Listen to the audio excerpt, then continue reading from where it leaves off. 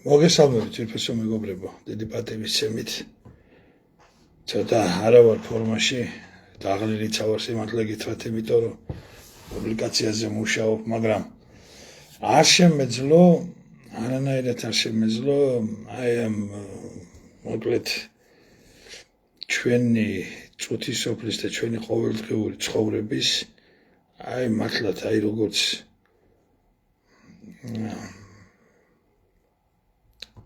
ავის მაუწყებლად ადევნებული აი ბოროტი თესლის ნაყოფის ლევან ბერძენიშვილის ერთ გამოსვლაზე არ გამეკეთებინა ჩემი კომენტარი და არ გამომეთქო ჩემი აზრი. კიდევ ერთხელ ბოდიშგირდით რომ რაღაც ფორმაში არა ვარ, დაღლილიც ვარ და გაბარსულიც არა ვარ, მაგრამ უდელი ჭილებში ციცნობაა ნათქვამია და გეტყვით ახლა ჩემს მოგძალებულ ლას ერეკლე მეფესთან დაკავშირებით. ახლა ეს მართლაც ეს ბოროტების, ეს ჯოჯოხეთის მაშხალა რო იტყვიან, ეს არ მინდოდა ამის თქვა, მაგრამ ეს კლიმაქსიანი სულელი არანებებს თავს ამ ერეკლე მეფეს. ეხლა ძეგლის გახსნასთან დაკავშირებით ჩემს პუბლიკაციაში მოგახსენებთ ურშაბათს სასწავლო-დასავალში გამოქვეყნდება და იქნება იქ ჩემი აზრი.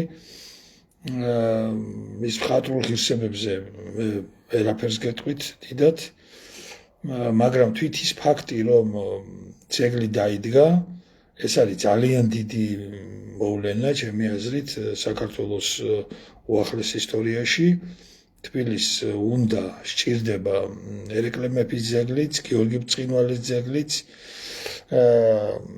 თბილისში უნდა იდგეს ზვიად გამსახურდიას ძეგლიც და მერაბ კოსტავას ძეგლიც. სხვათა შორის ეს უკანასკნელი მერაბ კოსტავას ძეგლი ორმა უგვანმა და სამარცხვინო ქალმა იზა ორჯონიკიძემ და რუსუდან ბერიძემ გახსნეს. ხო და არ ვიცი ახლა ეს დაახლოებით იმას გავს, რომ ილია ჭავჭავაძის ძეგლი გაიხსნა გიგლა ბერბიჭაშვილს რა.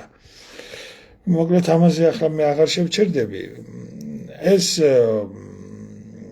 ვაჟბატონი, ეს რომელიც ზეზეურად ყარს უკვე და ქართული მიწა არღებულობს არც მაგას და არც რანა ღოღობერიძეს, ლევან ბერძენიშვილი ყავს ხედველობაში, გამომძანდა და თქვა, რომ აი ილია ჭავჭავაძემო, აი ესეო ერეკლე მეფესო, აი ესე სიკვდილიო და რაღაცეები უწოდაო და ცუდად მოიხსენია და მოკლედ, რაც ენაზე მოადგება, ყველაფერს ხროტავს ეს კაცი. ჯერ ერთი მე საგანგებოდ გადავამოწმე დღეს. არ მინდოდა რომ რაღაც შემცდარიყავი და ჯერ ერთი როგორც პროფესიონალებმა მითხრეს ილია ჭავჭავაძის ტრაქტატის შესახებ გეორგიევსკის 1793 წლის 24 ივლისის გეორგიევსკის ტრაქტატის შესახებ საერთოდ არაფერი არ აქვს დაწერილი. აბსოლუტურად მის შემოქმედებაში, ესე იგი არაფერი არ აქვს დაწერილი, არაფერი აქვს დაწერილი, უბრალოდ ქართულად რო ვთქვათ, არაფერი აქვს დაწერილი.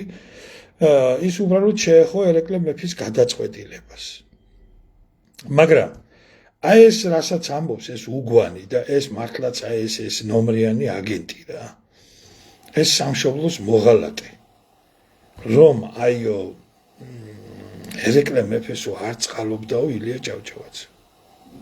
ტყუილია მეგობრებო და მე ახალგაზრდების, ესე იგი ჩემი უმცროსი თაობის გასაგებად ვამბობ, ეს კაცი არის პროვოკატორი კაცო. ეს კაცი არის ხელიდან წასული ნაძირალა. ეს კაცი არის მტკვლეფავი. ეს კაცი არის ქართველების სისხლის და ხორცით მოვაჭრე თავის ძმასთან ერთად. ეს არის არაკაცი უბრალოდ, რომელსაც ზურაბ ჟვანიამ იმ საფლავიდან ამოსაგდებმა და ქართული გეი მაფიის ლიდერმა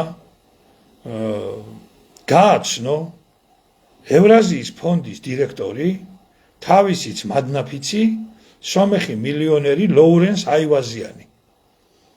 ესენი ერთად მტრობდნენ საქართველოს, ჟვანია და აივაზიანი და მაგათ ესე იგი საქართველოს დასაქცევად და დასამონებლად შეიქმნეს მთელი სქემა. ეხლა ჟვანია საიდან მოხდა ამ ვერხუშკაში?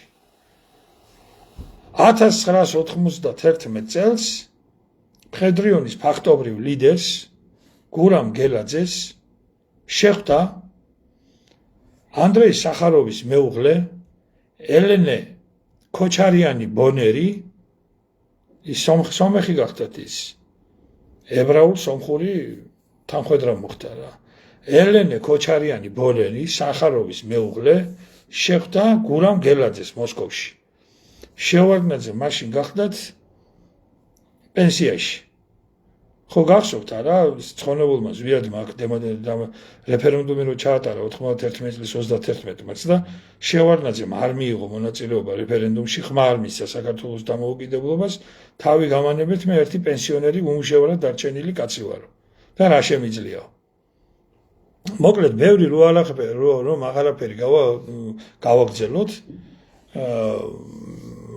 გურამ გელაძეს ელენე ქოჩარიან ბონერმა უთხრა რომ ჩემ თბილისელ დაქალსო ქალბატონ რემასო ყავსო ძალიან ნიჭიერი ბიჭიო ზურაბ ჟვანიაო და თუ შეიძლებაო რომ ეს ზურაბ ჟვანიაო ბატონო გურამო გააცნო ედუარდ შევარდნაძესო აი საიდან შეიკრა ეს წრე და ესე გურამ გელაძემ მიუყვანა ზურაბ ჟვანია ედუარდ შევარდნაძეს და შევარდნაძემ მას ჩააბარა სომხურ ლობთან და სომხურ ფონდებთან ურთიერთობა ასე გაიცნო ზურაბ ჟვანიამ ევრაზიის ფონდის დირექტორი ლოურენს აივაზიანი რომელიც შემდგომში გახდა საქართველოში თავისუფლების ინსტიტუტის ამ წყეულთა საკრებულოს და გველების ბუდის მთავარი დამფინანსებელი მოკლედ ლოურენს აივაზიანი აფინანსებდა რა თქმა უნდა ლევან ბერძენიშვილსაც ამ გათახსირებულს ამ ნასოსით გაბერილ ბაყაყს ხო და აი ეხლა გამოდის ეს ნასოსით გაბეყრილი ბაყაყი და ინბეცილი დავესესხები ჩვენს პრემიერ-მინისტრს ეს ნაძირალა რომელიც ესე იგი რომელმაც წაიკითხა ბევრი წიგნი და ვერაფერი გაიგო და ამბობს რომ ეხა ილია ჭავჭავაძეო ლანძღავდა ერეკლე მეოტყუილია მეგობრებო პირიქით სახელოვან მეფეს ეძახდა და ბერძენიშვილს გავახსენებ ილია ჭავჭავაძის ერთ გახმაურებულ წერილს მას ქვია 100 წლის წინათ ის გამოქვეყნდა გაზეთ ივერიაში 1899 წლის 26 ნოემბერს და აი ამ წერილში ილია ჭავჭავაძე საუბრობს 100 წლის წინათ ანუ 1799 წლის 26 ნოემბერს მომხდარ ისტორიულ ფაქტზე როდესაც თბილისში შემოვიდა რუსის ჯარი გენერალ ლაზარევის ხელმძღვანელობით და მოკლედ იქ მთელი თბილისი და მათ შორის მეფე გიორგი მე-12 თავის ოჯახთან და ამალასთან ერთად დახვდნენ მას ქალაქის შემოსასვლელში და მთელი ქალაქი იყო საზეიმოდ მორთული, მოკაზმული და აი შემდეგ. ეს წერილი ხაზგასმით გეუბნებით 1899 წლის 26 ნოემბერს ილია ჭავჭავაძემ გამოაქვეყნა გაზეთ ივერიაში და მას ასე ჰქვია 100 წლის წინათ. აი წაიკითხეთ ვიფასო მეგობრებო თქვენ ეს წერილი და თქვენ მიხვდებით როგორ ლანძღავს და აგინებს ილია ჭავჭავაძე ჩვენ სახელოვან მეფეს ერეკლე მეორეს. პირიქით მეგობრებო. პირიქით. აი მე შემიძლია ციტატებით წაგიკითხოთ ახლა ამ წერილიდან, მაგრამ მე აღარ დავიტვირთავ თავს და არც თქვენს ყურადღებას გადავღლი, უბრალოდ ძალიან გთხოვთ თვითონს აგერ ჩემი ძვირფასი სტუდენტი ხატია ჯიქურაშვილი მიყურებს და მივესალმები ხატიას დიდი პატივისცემით ძალიან კარგი და მართლა გამორჩეული სტუდენტი იყო ჩემი ხატია და მოკლედ ყოველივე სიკეთეს და წარმატებებს უხურებ და მიხარია რომ საქართველოში დაბრუნდა მგონი არ იყო საქართველოში ხო და მოკლედ ბევრი რო აღარ გავაგრძელო ჩემულობ ძალიან გთხოვთ რომ წაიკითხეთ ეს წერილი და თქვენ იქ დაინახავთ სინამდვილეში ილია ჭავჭავაძის დამოკიდებულებას ერეკლე მეორის მიერ აი ამ განხორციელებული პოლიტიკური პროცესის მიმართ იგივე თუნდაც 1799 წლის 99 წლის 26 ნოემბერს მომხდარ ამბავთან დაკავშირებით და საერთოდ მის დამოკიდებულებას, მის მიმართებას უკანასკნელი საქართველოს უკანასკნელი დიდი მეფის ერეკლე მეორის მიმართ. ამიტომ მე გთხოვთ რომ აი ამ იმბეცილის და ამ კლიმაქსიანის სულელის რიტორიკას დაუპირისპიროთ ცოდნა, ინტელექტი და ლორენს აივაზიანის ფულებით გაქსუებული და გაბერილი სამშობლოს მოღალატის პირმყრა ლოგიკას დაუპირისპიროთ ჩვენი პატრიოტიზმი, ჩვენი შემართება და ოღონ რომელიც იქნება დაფუძნებული ცოდნაზე და რომელიც იქნება რა თქმა უნდა მიმართული საქართველოს გადარჩენისკენ. მე არ ვიტყვი იმას რომ ეს უციგნულია, ეს ციგნიერი კაცია, მაგრამ ეს არის ბნელი კაცი, ეს არის მოღალატე კაცი, ეს არის სამშობლოს მოღალატე და კიდევ ერთხელ გეუბნებით რომ სამშობლოს მოღალატეების და ისტორიის გამყალბებლების ფეხქვეშ მიწა უნდა იწოდეს. ასე რომ წაიკითხეთ ძალიან გთხოვთ ილია ჭავჭავაძის ცნობილი გახმაურებული პუბლიცისტური წერილი 100 წლის წინათ და იქ მიხვდებით თქვენ რომ ყველაფერი ეს რასაც ეს ტუტრუცანა და ეს კლიმაქსიანის სულელი ლაპარაკობს ილია ჭავჭავაძის შესახებ რომ თითქოს ის უკანასკნელი სიტყვებით ლანძღავდა და აგინებდა ერეკლე მეფეს თქვენ დარწმუნდებით რომ ეს არის ტყუილი. ამიტომ მე კიდევ ერთხელ არა იმიტომ რომ ახლა ამას ვიღაცა ჭკუას ვასწავლე. არამედ უბრალოდ მე მიგითითებთ კონკრეტულ წყაროს. ჯერ მარტო ყველაფერს რო თავი გავანებოთ, წერილი იწყება სიტყვებით, რომ 1798 წლის 11 იანვარს გარდაიცვალა სახელოვანი მეფე ერეკლეო. ეხლა ხო წარმოგიდგენიათ ძვირფასო მეგობრებო, რომ კაცი პირველივე სიტყვაში ახსენებს, ამბობს მეფეზე სახელოვანს. და როგორ შეიძლება რომ ეხლა ამის შემდეგ და თან ეს ხდება 1899 წელს და როგორ შეიძლება აი ამის შემდეგ კაცმა ერეკლე მეფეზე 8 წლის შემდეგ ილია ჭავჭავაძე მოკლეს 1907 წელს მოგესალმება თქვენ აგვისტოს მიწურულს ის მოკლეს ნაძირალებმა. აი სწორედ აი იმ კოლელების იმ გიგლა ბერბიჭაშვილების სულიერი შთამომავალი არის ეს კლიმაქსიანის სულელი ეს ნაძირალა. მე არ მინდოდა, არ მინდა საერთოდ მე ამენით საუბარი, ამ ლექსიკით საუბარი, მაგრამ ესენი არიან სამშობლოს მოღალატეები და მე მაგათ რაღაცა მაღალზნეობრივი რეგისტრებით და რაღაცა შოთა რუსთველის ენით ვერ ველაპარაკები. თუმცა შოთა რუსთველი ერთგან ამბობს ასეთ ცნებას, ასეთი სიტყვა შემოაქვს პირბოზი.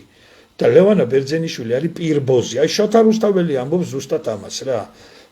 ლევან ბერძენიშვილი არის პირბოზი კაცი, ეს არის სამშობლოს მოღალატე კაცი, ეს არის გაქსუებული ლორენს აივაზიანის სომხური ლობის ფულებით, ესე იგი გაქსუებული და ესე იგი გაღორებული კაცი და აი ასეთი ადგილი საქართველოში არ არის და აი ასეთ ნაძირლებს, რომლებიც არიან სისხლში ამოულებულები და საქართველოს პირველი პრეზიდენტის სისხლში აქვთ მაგათ ხელები გასურილი, ლანა ღოღობერიძეს, ელდარ შენგელაიას, ზურაბ ჟვანიას, გიორგი ბარამიძეს, აი ამ ნაძირალა ლევან ბერძენიშვილს, დავით ბერძენიშვილს, კაკოია ბობოხიძეს, თქვენი ადგილი საქართველოში არ არის და წადით ეხლა ბიძია და ჩამოიხვდეთ ლამპიონებზე თავი, თქვენ ნაძირალებო თქვენა და ამ ბავშვებს გაანებეთ თავი, ნუ ასწავლით ამ ბავშვებს თქვენ სიტუტუციებს და ნუ აყალბებთ საქართველოს ისტორიას.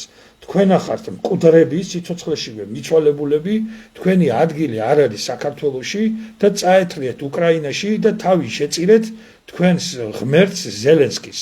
აიღეთ ხელში რაგატკები, ხიშტები, დანა, ჩანგალი, ისა რა ქვია ცელი, წალდი, ნამგალი, წაიმძღვარეთ წინ თქვენი ეს LGBT პრეზიდენტი მიშა და ისა რა ქვია თქვენი პარლამენტის თავმჯდომარე რო იყო ის ბაქრაძე. ეგ ისეთი ბაქრაძეა როგორც ეხა მე ვარ სი ძინპინის მამიდაშვილი და წაეთრიეთ უკრაინაში და დაიხოცეთ თავები იქა. თქვენ საქართველოს შვილები არ ახართ, თქვენ ახართ მოღალატეები და სამშობლოს მოღალატეების ფეხქვეშ მიწა უნდა იწოდეს. კარგად ბრძანდებოდეთ.